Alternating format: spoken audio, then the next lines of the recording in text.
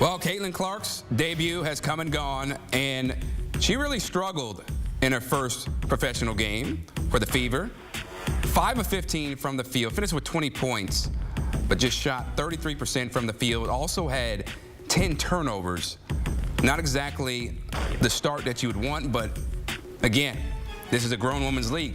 You're not going to be able to come in and dominate from day one, and I'm sure her coaches and teammates are going to let her know that as we look at her official stats. So 20 points, 5 of 15 from the field, 4 threes, only 3 assists, 2 steals, and 10 turnovers, which is the most all-time in a WNBA debut. That is something you don't want to have the record for when it comes to giving the ball to the other team. Time now to bring in CBS Sports WNBA analyst Calvin Wetzel. And Calvin, you know, this was a game that had so much hype around it because of Caitlin Clark's debut. And we saw a masterclass, really, from Dejanay Carrington and the other Sun defenders by limiting her pressure, ability to get through the lane, not allowing her any space. Like, what did you make of Caitlin Clark's debut, where I think a lot of people now feel, oh, it's not going to be as easy as they may have thought? Yeah, to me, this just says a lot about how good the WNBA is and how hard it is to adjust. And when I look at this, I think this is a perfect example of every time you see when there's a really good college team in any sport and a bad pro team, you see, you know, oh, could the UConn men's basketball team beat the Pistons, or could Alabama football beat whoever in the NFL? Like, the answer is always no. Pros are so much better than college, and that's what you see with Caitlin Clark taking this jump to the next level. Obviously, she had 20 points. That's pretty good, but she took a lot of shots to get there. She had to work really hard to get there. Dejanay Carrington, like you said, Alyssa Thomas, after Carrington went out later, you know, gave her some trouble. They had Bonner on there a couple times. It was a team effort. And with those 10 turnovers, Caitlin Clark really had to work for everything she got. And I think that's what we're going to see early on in her career. It's going to be an adjustment period at this next level. So going to the turnovers, Calvin, what did you see from Caitlin that made her so uncharacteristically, you know, careless with the ball, where at times, you know, it just felt like she was speeding up the game when she should have slowed down and not getting into those bad habits?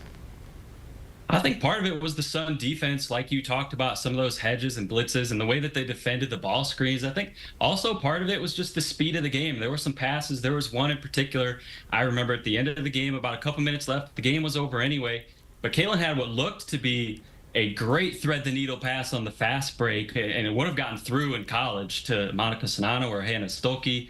And instead, Alyssa Thomas closed the gap and picked off that pass. And she didn't face any defenders with the speed of Alyssa Thomas in college. So she was used to being able to make a pass like that. But at this level, it's just not open. Those margins are so much thinner, and I think she's going to have to get used to that. I think that's where a lot of the turnovers came from. So again, it's all about an adjustment period, adjusting to the speed of the game and the speed of the defenders that you're facing.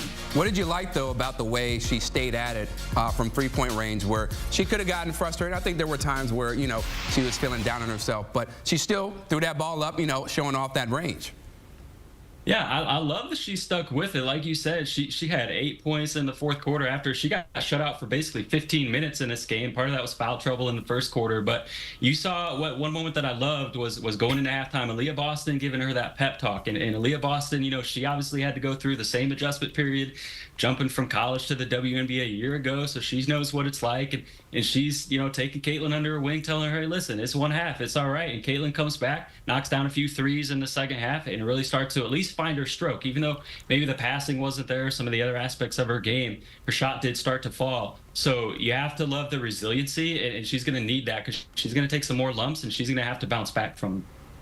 Right, and that's okay. You know, excuse me, it doesn't mean she's going to be a bad basketball player. It just means there's going to be a learning curve, and you cannot succeed at a high level when you go from college to pro. But we have to talk about the triple-double machine, Alyssa Thomas, Calvin. Her 9th career triple-double. Everybody else, I believe, has 21. Like everybody else in WNBA history, she has 9. How dominant was she in just impacting every single part of the game?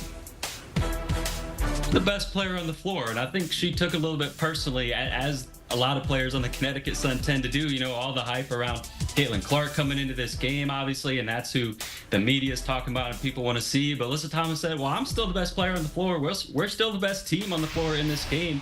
And she proved exactly why. Even, you know, after what she did last year, we think, can she do that again? She comes back and sets the tone right away this season and say that she's in the MVP conversation to stay. She obviously finished second last year, along with Asia and Stewie in that conversation. And I think she's going to be there again. Tonight was a perfect example of why she dominated every aspect of this game for the Connecticut Sun. And one more question, Calvin. You know, one other player who really shined brightly on this night, Ty Harris, the point guard, right? She was hitting threes, you know, creating buckets for her teammates, also playing good D. What did you see from her that allowed her to be so effective? Well, she was playing with a lot of confidence, and you love to see it, of course, as well as Dejanay Carrington in this backcourt, two of those young players.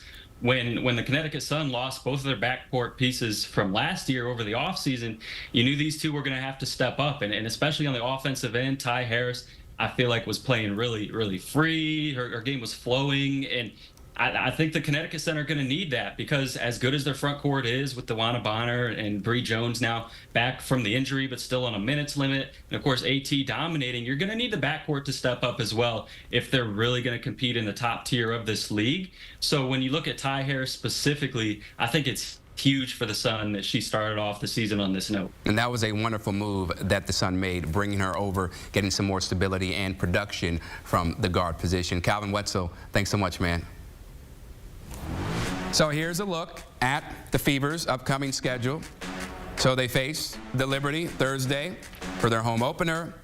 Remember, the Liberty, they went to the finals and lost to the Aces in the finals. Then Saturday to go to Brooklyn to face the Liberty again. On May 20th, they face the Sun. Then it's the Seattle Storm with that new trio of Nneka Ogwumike, Skylar Diggins-Smith, and of course, Jewell Loyd. And finally, May 24th, the Los Angeles Sparks.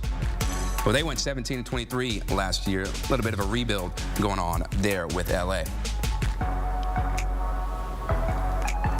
And remember, we've got 20 games throughout the 2024 season for the WNBA. You watch it right here on CBS Sports, also streaming on Paramount Plus.